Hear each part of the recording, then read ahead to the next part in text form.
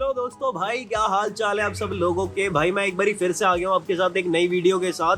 आज है भाई मेरे साथ जतिन भाई। ठीक है भाई, तो यार आज ना भाई बहुत ही स्पेशल वीडियो बनाने वाले हैं हम आपके लिए। और ये बताने वाले कि ना मैंने यार एक ना वीडियो पहले भी बना रखी है स्टूडेंट वीज़ा के रिगार्डिंग। ठीक है, उसमें बता रखा है मैंने कि ना कि स्टूडेंट वीज़ा आप कैसे मतलब प्रोसेस कर सकते हो और क्या क्या प्रोसेस होता है, क्या डॉक्यूमेंटेशन होती है, सारी चीज़ें बता रखी है। लेकिन यार आज की डेट में ना थोड़े से ना डॉक्यूमेंट्स ना डॉक्यूमेंट की रिक्वायरमेंट हो गई है चेंज। और इसकी ना भाई बहुत अच्छे से नॉलेज है भाई को ना, बहुत अच्छे से नॉलेज है इमिग्रेशन की भी, स्टूडेंट वीज़ा की भी और सब चीज़ की। ठीक है भाई, सब चीज़ की नॉलेज है मेरे भाई को। तो यार ये भाई ना यार आपको पूरी ए से लेके जेड तक बताएगा कि ना चलते क्या हिसाब किताब है और भाई कैसे कैसे आप प्रोसेस कर सकते हो स्टडी वीज़ा के लिए। और यार ये भी बताएगा, पता है यार मैंने जो स्टूडेंट वीज़ा वाली वीडियो बनाई थी ना यार, उस वाली वीडियो में ना मेरे से बहुत सारे लोगों ने क्वेश्चन करा यार कौन सी एजेंसी से करवाएं। भैया हमें तो कुछ पता ही नहीं है यार, हम करवाएं कहाँ से, हमें कुछ समझ ही नहीं आ रहा और ये सब क्वेश्चन करे। तो यार उस वाली चीज़ का भी ना आंसर देते हुए भाई आपको ना एक ना एजेंसी बहुत बढ़िया सजेस्ट भी करेगा कि नॉन की है भाई के किसी की। ठीक है, तो ना उस वाली एजेंसी के बारे में भी बताएगा कि उस वाली एजेंसी में आप क्या कैसे कर सकते हो और क्या क्या पैसा दिखाना पड़ता है, कितनी मतलब कितने टाइम तक पैसा दिखाना पड़ता है ना, तो सारी चीज़ें बताएंगे। तो यार भाई करें फिर स्टार्ट यार। हाँ बिल्कुल।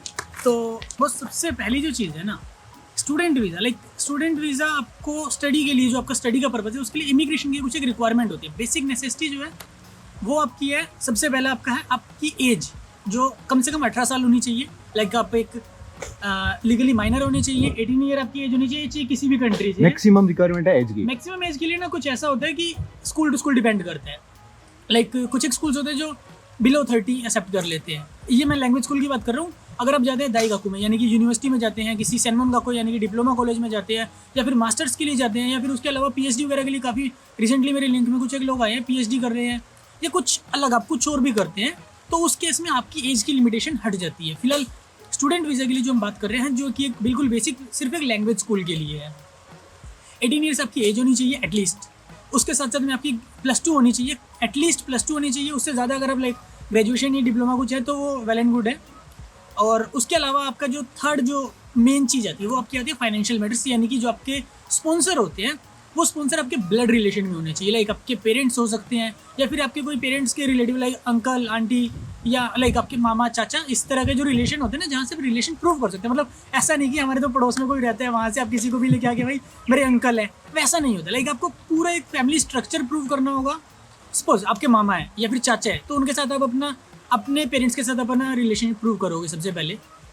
उसके बाद में हम थोड़ा और डिटेल में जाएंगे, तो उन पेरेंट्स का उनके यानी कि आपके ग्रैंड पेरेंट्स के साथ में रिलेशन प्रूव करेंगे, और उन ग्रैंड पेरेंट्स का जो फैमिली स्ट्रक्चर होगा वहाँ पर आपका आ जाएगा आपके चाचा या फिर मामा साइड का जो भी है वो रिलेशन आप वहाँ से प्रूव कर सकते हैं। तो इस तरह से आपके जो स्पॉन्सर का है ये पार्ट भी आप सोल्व कर सकते हैं।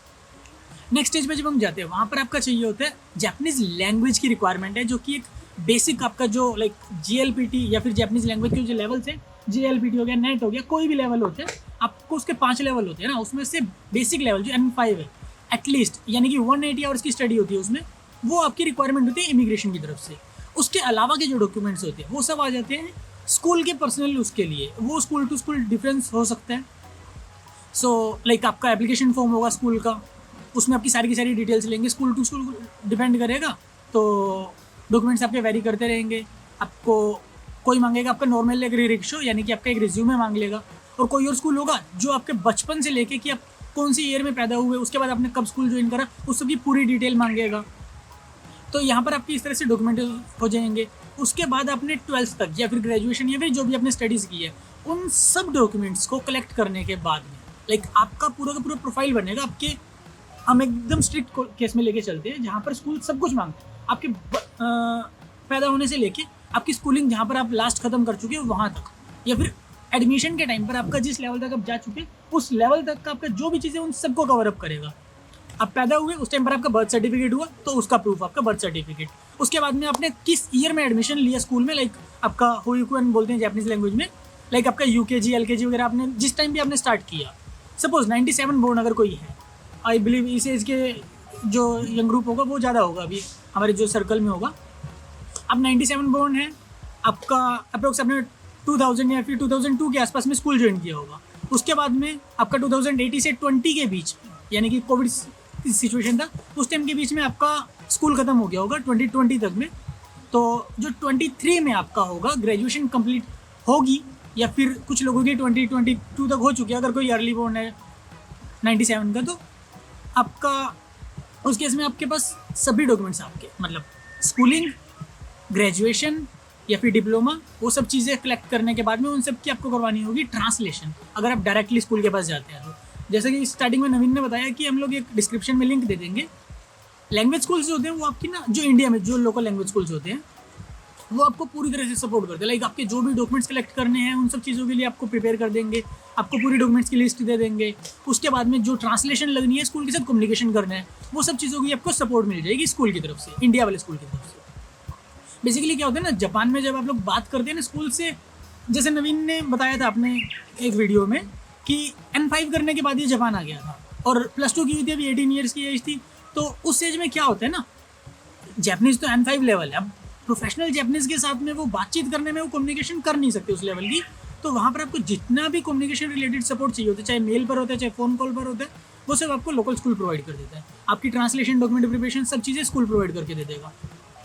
अब नेक्स्ट स्टेज पे हम बढ़ते हैं। डॉक्यूमेंट्स के साथ साथ में आपको चाहिए होता है, आपके फाइनेंशियल सपोर्टर जो होते हैं उनके पास में इनफ फंड्स होने चाहिए। उनके इनकम का सोर्स क्या है, लाइक अब जाहिर सी बात है, अगर कोई इंसान इमिग्रेशन में जा रहा है, लाइक किसी गवर्नमेंट काम में करने के लिए जा रहा है, तो वहाँ पर आपका पैसा जो है लीगल पैसा होना चाहिए, एक लेजिट वे में आता हुआ पैसा होना चाहिए। आपके पास उस पैसे का पूरा प्रूफ होना चाहिए, कहाँ से आया, किस फॉर्म में आया, उसको आपने किस तरह से करके अपने पास सेविंग में कलेक्ट करा इतना पैसा। और उसके अलावा आपका फैमिली स्ट्रक्चर क्या, लाइक आपकी इनकम है 1 लाख रुपये, सपोज करते हैं 50,000 ले लेते हैं किसी का, 50,000 आपकी इनकम है फैमिली में, आपके parents like mother and father दोनों अर्निंग है, दोनों की मिला के 50,000 रुपये मंथली इनकम है। उसमें से आपका मान लेते हैं आपकी फैमिली में 4 लोग हैं, पेरेंट्स हो गए और आप लोग 2 हो गए, सिबलिंग्स हो गए अब 2, तो 4 लोगों का फैमिली स्ट्रक्चर। उस फैमिली स्ट्रक्चर के अंदर में आपका कितना एक मंथली एक्सपेंस है, जिसमें आपका पानी का बिल, बिजली का बिल, गैस का बिल, आपका महीने का राशन, खाना पीना वगैरह कितने कुछ का आता है। आप मंथली अगर कहीं पर ट्रिप वगैरह पे घूमने के लिए जाते हैं, कुछ अपना लाइक मूवीज़ वगैरह भी चले जाते हैं वीकेंड्स पे, या फिर रेस्टोरेंट वगैरह में खाने वगैरह के लिए कभी एक मंथली या फिर वीकली कुछ ब्रेक टाइप का लेते हैं, फैमिली टाइम निकालते हैं, तो उस समय आपका टोटल कितना एक्सपेंस आता है वो सब आपको लिस्ट अप करना होता है। उसके बाद में आपके पास टोटल मंथली मान लेते हैं 10,000 रुपये या 15,000 रुपये सेविंग बचती है। 50,000 में से 15,000 आपकी सेविंग बची, तो वो 15,000 आपका ग्रेजुअली कितने सालों तक सेविंग करते करते आपके पेरेंट्स ने कलेक्ट किया, उस सब का प्रॉपर प्रूफ होगा एक, जो कि आपका बनाने की ज़रूरत नहीं है, वो आपका बैंक स्टेटमेंट में इजीली शो होगा। और कुछ लोगों का क्वेश्चन होता है, लाइक मोस्टली ना मेरे पास जब भी कोई पूछता है कि सर हमारे पास पैसा अभी तो अकाउंट में नहीं है लेकिन हम मैनेज कर लेंगे, तो बस ये ना बहुत अजीब चीज़ हो जाती है। लाइक इमिग्रेशन जो बैठा है वो आपका पैसा देखने के लिए नहीं बैठा, वो देखने के लिए बैठे कि आप जो पैसा ले रहे हो, जो आपके फाइनेंशियल सपोर्ट रहे, क्या वो सच में उस लेवल के एलिजिबल हैं, क्या वो आपको उस लेवल पे सपोर्ट कर सकते हैं कि 35,000 जो हमने अभी एक एस्टिमेट लिया था 35,000 आप मंथली अपना एक्सपेंस निकाल रहे हो, उसके बाद में आपके पास 15,000 की सेविंग बच रही है, अच्छी बात है। लेकिन अगर आपके पास 50,000 की इनकम है और 50,000 आपका एक्सपेंस है मंथली, अब उस वे में अगर हम देखें तो आपके पास मान लेते हैं भाई अगर आपके पास 20 लाख की सेविंग पड़ी है, वो सेविंग को आप बढ़ा नहीं रहे, वो आपकी सेविंग घट रही है दिन ब दिन, क्योंकि आपकी जो इनकम है वो एज इट इज़ आप यूज़ कर रहे हो। उसके अलावा आपके जो दिन ब दिन चीज़ें आगे बढ़ेंगी और आप जापान में अगर आ जाते हो तो उसके बाद में आपका नाना करते भी आपका अप्रोक्स 5 से 6 मान, यानी कि 50,000 to 60,000 Japanese yen Indian rupees में करते हैं 30,000 to 35,000 रुपीज़। वो रेट अगर वेरी करता है तो चेंज होता रहेगा, लाइक आज की रेट में जैसे भी 60 के अप्रोक्स का रेट चल रहा है, तो 30,000 आपका अकेले का एक्सपेंस हो जाएगा। वो एक्सपेंस आप कहाँ से बेयर करेंगे, उस चीज़ के लिए आपका ना जो फाइनेंशियल सपोर्टर है, जो आपके रिस्पॉन्सिबल हैं फाइनेंशियली, वो स्ट्रॉन्ग होने चाहिए और उनका पैसा ग्रेजुअली इंक्रीज होने फॉर्म में होना चाहिए, उनका पैसा एक स्टेबल इनकम होनी चाहिए, उनके पास अपने ITR या फिर इनकम के प्रूफ्स होने चाहिए, जो कि इनकम का प्रूफ उनका कंसीडर किया जा सकता है कि उनकी कंपनी उनको एक डॉक्यूमेंट बना के देगी कि हाँ भाई XYZ पर्सन ABC कंपनी में इतने सालों से इस पोजीशन पर इतनी पे सैलरी पर काम कर रहे हैं, जो कि आपका एक सर्टिफिकेट बन जाएगा, आपका working certificate, current working certificate बोलेंगे उसको। उसके अलावा उनका इनकम टैक्स अगर वो पे करते हैं तो इनकम टैक्स के डॉक्यूमेंट, अगर वो इनकम टैक्स पेएबल नहीं है, एलिजिबल नहीं है इनकम टैक्स पे करने के लिए इंडिया में, तो वो अपना एक सर्टिफिकेट होता है, टैक्स सर्टिफिकेट बनता है, एक टैक्स सर्टिफिकेट आपका बन जाता है, नील का टैक्स सर्टिफिकेट बन जाता है। वो आप किसी भी CA या फिर आपका जो एडवोकेट होते हैं, जो इनकम टैक्स एडवोकेट होते हैं, वो आपको बना करके दे देंगे। तो वो मैटर भी आपका वहाँ पर सोल्व हो जाएगा। उसके बाद में आपको अपने ये सभी डॉक्यूमेंट्स लाइक आपके जो बचपन से यानी कि पैदा होने से लेकर बर्थ सर्टिफिकेट से लेकर आपके स्टडीज़ तक के, उसके बाद आपका पासपोर्ट, और अगर आपका बाई चांस अगर किसी का कोई एक्सपीरियंस है या कुछ गैप है तो उस गैप में आपने कुछ भी एक्स्ट्रा किया, लाइक कोई सपोज आप अगर किसी फील्ड IT फील्ड से हैं तो आपने लाइक कोई भी एडिशनल कोर्स कर लिया, जावा कर लिया, टैली कर लिया, या फिर जो भी आजकल चल रहे हैं वो सब चीज़ों में से आपने अगर कुछ भी कर लिया, या फिर किसी तरह का कोई वर्कशॉप एक्सपीरियंस हो गया आपके पास, वो सब सर्टिफिकेट्स आप अपने उसमें इंक्लूड करके वो सबमिट कर सकते हैं साथ में, जो कि आपकी फर्दर स्टडीज़ अगर आप स्कूल खत्म करने के बाद में करते हैं वहाँ पर भी काम में आ सकते हैं। या फिर आप अगर कल को जॉब के लिए जाते हैं तो इमिग्रेशन के पास ऑलरेडी आपका प्रूफ होता है। तो मैं सजेस्ट करूँगा कि अगर कोई भी स्टूडेंट अपना स्कूल के लिए अप्लाई करता है तो उसमें कभी भी अपने किसी भी डॉक्यूमेंट को पढ़ाई से रिलेटेड या फिर जो भी आपके स्टडी से रिलेटेड है या फिर एक्सपीरियंस से रिलेटेड है, उन सब चीज़ों को छुपाओ मत। जो भी चीज़ें उसको क्लियर करके दिखाओ। ये चीज़ मैं नोटिस की है, VFS वाले क्या बोलेंगे, इसकी ज़रूरत नहीं है, ये इतना ज़रूरी नहीं है, तुम दो उसको। मैंने ज़बरदस्ती दिया था कि भाई आप ले लो क्योंकि स्कूल ने हमें बोला, जितना ज़्यादा दो दे दो डॉक्यूमेंट। बिल्कुल, आपके पास जो भी आपके डॉक्यूमेंट्स हैं आप वो सारी की सारी चीज़ें सबमिट करो। अगर कोई आपको बोलता है कि इसकी ज़रूरत नहीं है तो बस वो आपकी प्रोफाइल के अंदर में आपका एक प्लस पॉइंट है। अगर आपको कोई वो हटाने के लिए बोल रहा है तो आपको प्लस पॉइंट को हटा रहा है वहाँ से, उसकी ज़रूरत नहीं है, उसको आप अपना कंसिडर करो। आपको अगर किसी अथॉरिटी के साथ वहाँ पर बहस करनी पड़ती है, बहस करो। नहीं करनी पड़ती, वो ले लेते हैं। तुम जैसे बोलते हो ना कि नहीं मेरा ले लो डॉक्यूमेंट, मैं देना चाह रहा हूँ, तो ले लेते हैं वो, पर खुद मना करते हैं कि इसकी जरूरत नहीं पड़ेगी। मतलब एक्स्ट्रा दो, इसी बात की बहुत सही है। जो डॉक्यूमेंट्स की रिक्वायरमेंट होती है, बेसिक डॉक्यूमेंट्स की रिक्वायरमेंट होती है, इमिग्रेशन को नहीं पता कि आपने कोई एक्स्ट्रा करिकुलम में कुछ किया हुआ है, आपने कोई NCC किया हुआ है, या फिर आपने कोई एक्स्ट्रा कोर्स लाइक जैसे मैंने अभी बोला कि जावा, टैली, कुछ भी इस तरह का कोई कंप्यूटर से रिलेटेड या कुछ भी वर्कशॉप रिलेटेड कोर्स किया हुआ है, वो सब चीज़ों की रिक्वायरमेंट नहीं होती, बट आपके पास है तो उसको ज़रूर सबमिट करो। हाँ। तो बेसिकली आपके जो डॉक्यूमेंट्स हैं, आपके बर्थ सर्टिफिकेट से लेके आपके ग्रेजुएशन तक, और आपका उसके बाद आपका आता है पासपोर्ट। और कुछ लोग कहते हैं कि पुलिस वेरिफिकेशन करवानी पड़ेगी। बॉस, पुलिस वेरिफिकेशन आपको कुछ नहीं करवाना होता। आपके पासपोर्ट के टाइम पर जो पुलिस वेरिफिकेशन होती है वो हो चुकी होती है ऑलरेडी, उसके बाद आपको कुछ नहीं करना होता। अगर ज़रूरत पड़ती है तो वो इमिग्रेशन या एम्बेसी अपने आप से करते हैं, आपको उसके लिए कुछ नहीं करना होता। सो वापस आते हैं पॉइंट पे, अपने स्टडीज से रिलेटेड एक्सपीरियंसेस सारी की सारी डॉक्यूमेंट्स को, सब सर्टिफिकेट्स को कलेक्ट करने के बाद में उसके साथ में अपना पासपोर्ट अटैच करके अपनी एक पासपोर्ट साइज फ़ोटो और एक आपके वीज़ा एप्लीकेशन के लिए कुछ एक फ़ोटोज़ होती है, लाइक रिसेंटली 8 फोटोज़ की रिक्वायरमेंट है, हो सकता है आने वाले टाइम में वो बढ़ जाए या फिर कम हो जाए। और स्कूल को अपने लाइक आपका जो आई डी कार्ड वगैरह बनाते हैं तो वहाँ सब भी जगहों पे चाहिए होती है, तो इसीलिए आपकी 8 फोटो, पासपोर्ट और आपके जो डॉक्यूमेंट्स हैं वो सब चीज़ें, प्लस में आपका एप्लीकेशन फॉर्म। और उसके साथ साथ में आप क्यों जापानीज़ लैंग्वेज करना चाहते हो, ये बहुत इंपॉर्टेंट पॉइंट होता है इमिग्रेशन के लिए भी और स्कूल के लिए भी। आपके पास क्या मोटिव क्या है। सपोज एक इंजीनियर है, उसके पास में अपना कि हाँ भाई मुझे तो जापान की टेक्नोलॉजी पसंद है और मुझे इन फ्यूचर जापान में अच्छा दिखता है कि मैं एक अच्छा ग्रो कर सकता हूँ, या फिर जापान में मैं टेक्नोलॉजी सीखने के बाद में उस वे में अपने करियर को एक हाइक दे सकता हूँ, या फिर मुझे दिखता है कि मेरा फ्यूचर जापान में है, मैं बहुत अच्छे लेवल पर यहाँ पर ऐसे कंपनीज में काम करके आया हूँ और शायद मैं वहाँ पर जाकर, जापान में जाकर के किसी जापानीज़ कंपनी के साथ में मैं अपनी स्किल को एनहेंस कर सकता हूँ और बहुत अच्छे लेवल पे जा सकता हूँ, जो कि कंपनी के लिए, कंट्री के लिए या फिर मेरे खुद के करियर के लिए बहुत अच्छी चीज़ हो सकती है। ये सब चीज़ें आप अपने जो आपका कीबोर्ड बोलते हैं, जो कि आपका एक रिज्यूमे का ही पार्ट है, उसमें आप मेंशन कर सकते हैं। और उसके अलावा आपके जो स्पॉन्सर है, स्पॉन्सर को भी एक इसी फॉर्मेट में एक लेटर लिख के देना होता है कि वो आपको क्यों स्पॉन्सर कर रहे हैं।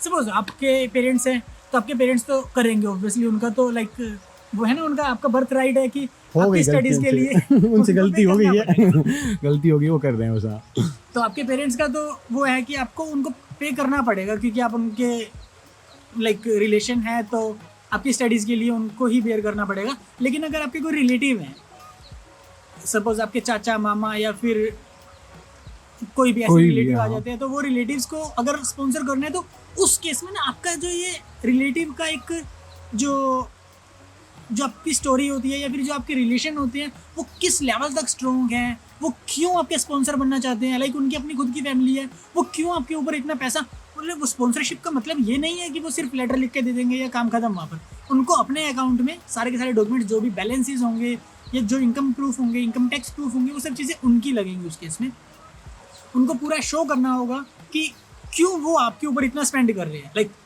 मेरा रिलेटिव है, मुझे उसके लिए करना है, तो भाई मेरा रिलेटिव है, मुझे पता है उसके पास इतना एक वो कर सकता है कुछ, लेकिन उसके पास में इनकम सोर्स नहीं है या फिर फाइनेंशियली उसके पेरेंट्स इतने स्ट्रॉन्ग नहीं है और मुझे लगता है कि वो कुछ अच्छा कर सकते हैं, तो मैं उस वे में उसका अच्छा करने के लिए, उसको सपोर्ट करने के लिए मैं कर रहा हूँ। या फिर पास्ट में उसकी फैमिली ने, जब उनका अच्छा टाइम था तब उन लोगों ने हमें इतना सपोर्ट किया था कि आज हम ऐसे लेवल पर पहुंच चुके हैं कि आज हम उसको सपोर्ट कर सकते हैं। कुछ भी, किसी की भी कैसी भी लेवल की कुछ भी चीज़ हो सकती है, उस सब के लिए जो आपकी रियलिस्टिक स्टोरी है आप उस चीज़ को वहाँ पे डिफाइन कर दो और वो आपका एक अच्छा स्ट्रॉन्ग होगा रीज़न, तो आपका वीज़ा लेने में कोई दिक्कत नहीं आएगी। और स्कूल भी उसको सपोर्ट करता है कि ठीक है, फैमिली है, रिलेटिव्स हैं, वो लोग आपको सपोर्ट कर रहे हैं।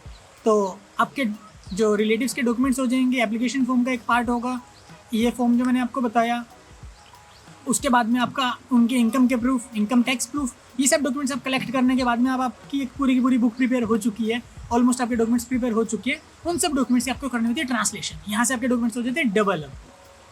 तो वो सब डॉक्यूमेंट्स आपको कलेक्ट करने के बाद में, ट्रांसलेशन करने के बाद में कोरियर करना होता है जापान में आपके स्कूल को। और स्कूल के अंदर एडमिशन से रिलेटेड अब पॉइंट पे आते हैं हम लोग। स्कूल के अंदर एडमिशन होते हैं 4 टर्म्स में। सबसे पहले आपका स्टार्ट होता है अप्रैल सेशन। तो जब आप अप्रैल सेशन में एंट्रेंस ले लेते हैं, लाइक आप जापान में अप्रैल में स्कूल स्टार्ट कर चुके होते हैं, तब आपका स्कूलिंग होती है 1 साल या फिर 2 साल। कुछ एक स्कूल होते हैं जो 1 साल के लिए अलाउ नहीं करते, कुछ एक होते हैं जो 1 साल के लिए अलाउ कर देते हैं आपको। तो आप अपना 1 साल या फिर 2 साल का आप अपना कोर्स चूज़ कीजिए और उस कोर्स के अंदर आपकी अब लाइक आपने 1 साल के लिए अपने स्कूलिंग चूज़ किया है यहाँ पर, तो उसके लिए आपके फाइनेंसिस होते हैं। लाइक जैसे मैंने स्टार्टिंग में बताया था कि आपके 50,000 येन आपका मिनिमम एक्सपेंस है, प्लस में आपकी लगभग इतने कुछ 7 लाख येन के आसपास में आपकी एनुअल फीस होती है स्कूल की। तो 6 लाख येन जो कि 50,000 पर मंथ आपका है एक्सपेंस अप्रोक्स, तो 6 लाख वो प्लस में लगभग 6 से 7 लाख येन के आसपास में आपकी स्कूल फीस, तो 12 लाख येन जो कि आपका लगभग 7 लाख रुपए के आसपास में, ये आपका 1 साल के कोर्स में आपका अकाउंट बैलेंस जो आपको इंडिया में शो करना होता है वो आपके पास होना ज़रूरी है। अगर उससे ज़्यादा है तो बहुत अच्छी बात है, कम है तो डिफ़िकल्टीज हो सकती है कि आपका फाइनेंशियल सपोर्टर जो है उसके पास इनफ फंड्स नहीं है, तो वो एक वीज़ा रिजेक्शन का रीज़न बन सकता है। उस केस में आप कभी भी रिस्क मत लो, आपके पास फंड्स नहीं है, क्योंकि एक बार अगर आप रिजेक्ट हो जाते हो ना, उसके बाद में आपकी डॉक्यूमेंट्स की रिक्वायरमेंट बढ़ जाती है और इमिग्रेशन भी काफ़ी स्ट्रिक्ट हो जाते हैं उस केस में आपकी फाइल को लेकर, आपके केस को लेकर। तो इसलिए अगर आपके पास इनफ फंड्स नहीं है या कोई भी डॉक्यूमेंट्स आपके पास प्रिपेयर्ड नहीं है, वहाँ पे रिस्क मत लो, अपने डॉक्यूमेंट्स प्रिपेयर करो, फाइनेंशियली स्ट्रॉन्ग बनो, उसके बाद में एप्लीकेशन प्रिपेयर करो और उसके बाद में ही अप्लाई करो। और आपके जो भी डॉक्यूमेंट्स होते हैं, लाइक आपका बर्थ सर्टिफिकेट, रिसेंटली आपको ये होता है कि आपको सेम टाइम पर री इशू करवाना पड़ता है। आपका बैक डेटेड जो इशूड आपका बर्थ सर्टिफिकेट है वो पुराना नहीं चलता। एप्लीकेशन के टाइम पर आपके सभी documents within 6 months of the application issue होने चाहिए। आपका जो स्कूलिंग के हैं वो सब चीज़ों के लिए ये एप्लीकेबल नहीं है, बट उसके अलावा जो भी डॉक्यूमेंट्स आपके जो बनवाए जाते हैं, जैसे गारंटर के आपका इनकम के प्रूफ हो गए या फिर आपका करंट वर्किंग सर्टिफिकेट हो गया, इस तरह की चीज़ें आपकी विदिन 6 मंथ होनी चाहिए at the time of application. और ये सब चीज़ें आप अपने कलेक्ट करने के बाद में, अपने फंड्स शो होने के बाद में आप लेकर चले जाएंगे अपने लैंग्वेज स्कूल के पास में जहाँ से आप अप्लाई कर रहे हैं, और वो स्कूल आपके डॉक्यूमेंट्स को चेक करके सारी चीज़ें कंफर्म करके और जापान को कोरियर कर देंगे। जापान में जो लैंग्वेज स्कूल है वो सब आपके डॉक्यूमेंट्स को री-वेरीफाई करेंगे और वेरीफाई करने के बाद में जब उनको लगेगा सब कुछ ओके है, आपके सब डॉक्यूमेंट्स क्लियर हैं, उनको कोई एडिशनल रिक्वायरमेंट होगी तो हो सकता है वो आपसे दोबारा मांग लें, नहीं होगा तो आपका as it is application accept करेंगे। आपका एक वीडियो कॉन्फ्रेंस पे, जिसमें हो सकता है आपका जो सपोर्टिंग स्कूल इंडिया से है वो आपको सपोर्ट करेंगे बीच में, लाइक कन्वर्सेशन लेवल पर कहीं पर भी आपका इंटरव्यू के टाइम पर कुछ इशू आते हैं तो। अदरवाइज स्कूल डायरेक्टली आपसे एक वीडियो कॉन्फ्रेंस करते हैं, उसमें आपका जो भी है आपसे आपका मोटिव वगैरह दोबारा से बातचीत पूछते हैं, आपका बेसिक इंटरव्यू लेते हैं, आपका जिको शोकाई बोलते हैं, जैसे जो लोग N5 पढ़ रहे हैं उनको पता होगा, आपका बेसिक इंट्रोडक्शन लेते हैं। ये सब चीज़ें करने के बाद में स्कूल का काम स्टार्ट हो जाता है, आपका और इंडिया वाले स्कूल का काम खत्म हो जाता है। अब इंडिया वाले स्कूल का और जापान वाले स्कूल का, लाइक दोनों स्कूल आपस में कम्युनिकेशन करते हुए आपके डॉक्यूमेंट्स को प्रोसेस करते हैं इमिग्रेशन में। यहाँ से आपका कुछ लेना देना नहीं होता, स्कूल ने आपका काम करना है, आप जो भी करने वो अपने लेवल पर करते रहेंगे। अब इंडिया वाला स्कूल आपकी जो भी रिक्वायरमेंट्स है वो सब स्कूल जापान में स्कूल को वेरीफाई करवाते रहते हैं, टाइम टू टाइम क्लैरिफिकेशन देते रहते हैं, जो भी कम्युनिकेशन होती है वो सब रिकॉर्ड्स अपने पास लेते रहते हैं, और जापान वाला स्कूल इमिग्रेशन के साथ कोऑर्डिनेट करता रहता है। तो ऐसे ये साइकिल ट्रायंगल चलता रहता है। इनकेस अगर आपके पास में इंडिया से आपके पास लैंग्वेज स्कूल कोऑर्डिनेट नहीं कर रहा, आप डायरेक्टली जापान में किसी स्कूल को अप्रोच करते हो कि आपकी लैंग्वेज अच्छी है, आप डायरेक्ट स्कूल से कोऑर्डिनेट कर सकते हो। वहाँ पर आपका माइनर से एक जो जो इंडिया वाला स्कूल आपका कोऑर्डिनेशन चार्जेस के नाम पे फीस वगैरह चार्ज करते हैं, वो सब आप बचा जरूर सकते हो, लेकिन उस लेवल पर फिर आपका इमिग्रेशन का और जापान वाले स्कूल का, आप तीनों का वो ट्रायंगल कम्युनिकेशन चलता रहता है, जिसमें हो सकता है आप टाइमली रिपोर्ट ना कर सको या फिर कुछ नई चीज़ आ जाती है तो वहाँ पर आप रिस्पॉन्स ना कर सको। तो इसलिए आई सजेस्ट कि आप लैंग्वेज स्कूल को बीच में कोऑर्डिनेटर के रूप में डालो, और वो लोग आपस में तीनों में कोऑर्डिनेशन चलता रहेगा और आपका काम स्मूथली हो जाता है। उसके बाद में जब आपका COE रिसीव हो जाता है, स्कूल आपको आपका COE सेंड कर देता है। आपका COE रिसीव होने के बाद में आप जाओ वीज़ा फाइलिंग के लिए अपना, और सिंपली अपना वीज़ा फाइलिंग, जापान एम्बेसी है इंडिया में, दिल्ली में है, बॉम्बे में है, अब जाके डायरेक्ट एम्बेसी में करवाओ। अगर आप दिल्ली या बॉम्बे में नहीं रहते, कहीं दूर रहते हो, लाइक चंडीगढ़ में रहते हो या फिर MP में कहीं से रहते हो, UP में कहीं से रहते हो, तो आपके आसपास में कहीं ना कहीं पर VFS ग्लोबल या फिर और भी वीज़ा सपोर्टिंग एजेंसीज होती है जो डायरेक्ट एम्बेसी के साथ कोऑर्डिनेट करती हैं। आप वहाँ पर अपनी फाइल सबमिट कर सकते हो डॉक्यूमेंट्स के साथ में। उसके लिए उनकी डॉक्यूमेंट्स की लिस्ट अलग होती है, जिसमें आपका COE, आपका पासपोर्ट और कुछ एक डॉक्यूमेंट्स और आ जाते हैं। सिंपली वो सब डॉक्यूमेंट्स लो, एप्लीकेशन फॉर्म फिल करके सबमिट करके, और एम्बेसी की तरफ से जो है वो 4 वर्किंग डेज़ का टाइम मांगा जाता है आपका वीज़ा एप्लीकेशन प्रोसेस करने के लिए। लेकिन रिसेंटली देखा जा रहा है कि 2020 में जैसे कोविड की वजह से महीने लग जाते हैं, आप तो इस टाइम तो महीने लग जाते हैं। कोविड की वजह से काफ़ी सारे केसेस पेंडिंग हैं, तो महीना 1.5 महीना आप मान के चलो कि आपका 1 से 1.5 महीना लग जाएगा। सो आप लोग अपना अप्रैल सेशन में आने के लिए अगर कर रहे हो तो आपके पास मार्च में आपका COE रिसीव हो जाएगा। उसके बाद में आप अपनी फाइल को लेकर के सबमिट कर दोगे तो आपको अप्रैल में आपका वीज़ा मिल जाएगा और आप स्मूथली एंट्री कर सकते हैं। यहाँ पर आपका वीज़ा का प्रोसेस खत्म हो जाता है। एक चीज़ एडिशनली मैं बता देता हूँ जो कि हमारी बात बीच में रह गई थी। चार टर्म्स होते हैं जापान में एंट्री लेने के लिए, जापान में एडमिशन लेने के लिए। फर्स्ट टर्म होता है आपका अप्रैल में स्टार्ट होता है, जो कि आप 1 से 2 साल का स्कूलिंग रहते हैं वहाँ पर, वो आप पे डिपेंड करता है, या फिर स्कूल की चॉइस होती है कि स्कूल आपको वो ऑफर करता है या नहीं करता। आप 1 साल या 2 साल के लिए चूज़ करके आ सकते हैं। उसके बाद में मान लेते हैं किसी स्टूडेंट का अप्रैल में नहीं हो पाया, लाइक कॉलेज खत्म हुआ जून जुलाई के आसपास में, आपको पता नहीं चला, अप्रैल में आप टाइम पे नहीं अप्लाई कर पाए, आप नेक्स्ट सेशन के लिए जाते हैं, जुलाई में हो जाएगा, फिर उसके बाद में अप्रैल में हो जाएगा, उसके बाद में आपका अक्टूबर में हो जाएगा, उसके बाद में आप दिसंबर जनवरी सेशन होते हैं, आप 4 सेशन में एंट्री कर सकते हैं। 4 सेशन में आप अपना एप्लीकेशन प्रोसीड कर सकते हैं, जिसके अकॉर्डिंग आपका जो टाइम ऑफ स्टडी है वो कम होता जाएगा। लाइक आप अप्रैल में आए तो 2 मैक्सिमम आपके पास लैंग्वेज स्कूल में स्टडी के लिए 2 साल का टाइम हो जाता है। जुलाई में आए तो आपके वो जो 3 महीने कम हो गए, वहाँ से आपके 1 साल 9 महीने का कोर्स हो जाता है।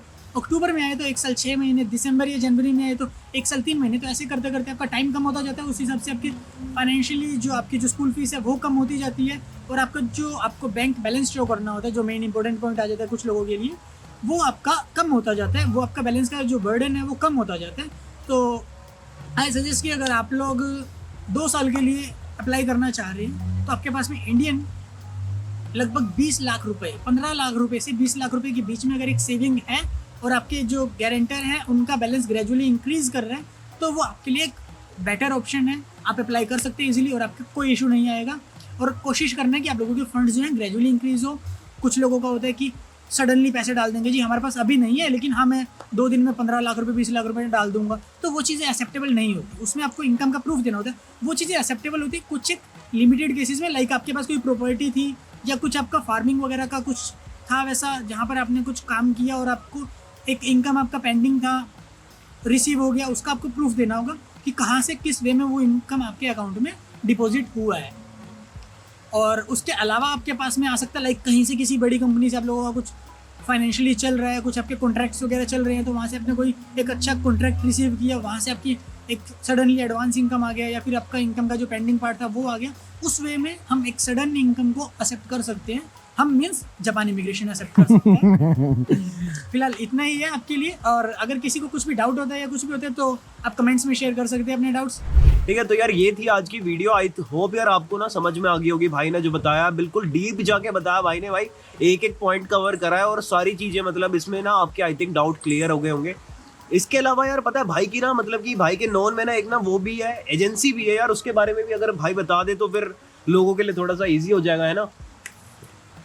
तो रोहतक हरियाणा में एक जापानीज लैंग्वेज सेंटर है, लर्न निहोंगो, मेरे फ्रेंड का है, तो मैं सजेस्ट कर सकता हूँ कि आप लोग वहाँ पे कर सकते हैं। वहाँ पर आपका काम इजीली स्मूथली हो जाएगा, और ऑब्वियसली अगर लिंक के थ्रू जाएंगे तो आपको वहाँ पे कोई इशू नहीं आएगा। लिंक के थ्रू नहीं भी जाओगे तब भी कोई इशू नहीं आता वैसे तो किसी को, बट स्टिल आप लोग जाके रेफरेंस दे सकते हैं और आपका काम आई बिलीव स्मूथली हो जाएगा बिना किसी इशू के।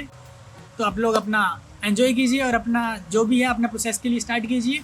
जापान में इंटरेस्ट है तो आई वुड सजेस्ट कि एक कहीं भी अगर आपको फॉरेन स्टडीज़ के लिए जाना है तो technologically advance country, safe country अगर वर्ल्ड में कोई है तो मेरे हिसाब से तो वो जापान है। आप लोग प्रेफर कर सकते हैं यहाँ पर आना, बाकी चॉइसेस आप लोगों की अपनी है।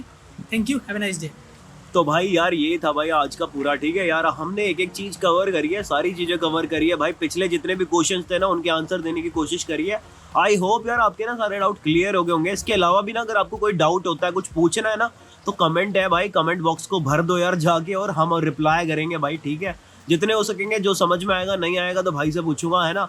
जैसे भी होएगा आपको कमेंट के रिप्लाईज मिलेंगे, टेंशन मत लेना। और यार ये एजेंसी वाला यार उन सारे बंदों के लिए था यार जो मेरे से पूछ रहे थे कि ना यार भाई कोई एजेंसी बता दो, आपकी नज़र में कोई हो या आप जानते हो, आपने किससे करवाया है। तो यार भाई ये ना मतलब कि बिल्कुल ही यार ट्रस्टेबल एजेंसी है, ठीक है। इस पे आप जा सकते हो, आपका काम बहुत ही मतलब कि जो यार जो रेट होता है ना वो रेट टू रेट होएगा। बीच में यार इसमें कुछ मतलब कि वो नहीं है यार, मतलब कि होते हैं ना एडिशनल चार्जेस टाइप, है ना, वो सब नहीं है, ठीक है। जो भी होएगा आपको बताया जाएगा, आप जाके एक बारी बात कर सकते हो उनसे, कंसल्ट कर सकते हो क्या हिसाब किताब है।